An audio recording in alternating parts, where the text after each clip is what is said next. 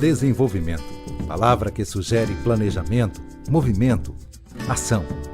Estratégia que exige investimento, educação, inovação.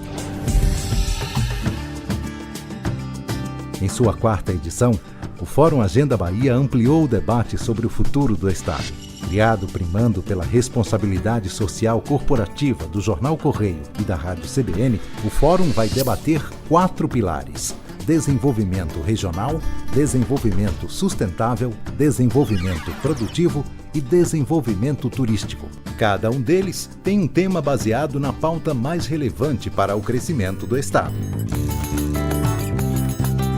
Essa é a proposta do Fórum Agenda Bahia: reunir os executivos das principais empresas do país, os melhores especialistas daqui e do mundo e também representantes do governo, para juntos buscarem soluções inovadoras para os problemas do nosso Estado.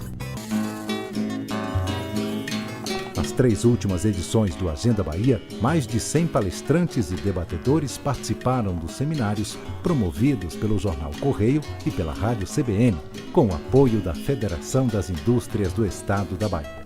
Este ano, o Agenda Bahia elegeu 4 temas prioritários: muito além da Copa, novos centros, resíduos sólidos e semiárido produtivo. Agradecemos aos veículos Rede Bahia, aos palestrantes e debatedores e principalmente a vocês, participantes, que contribuem para este evento e para as discussões sobre as diretrizes da Bahia.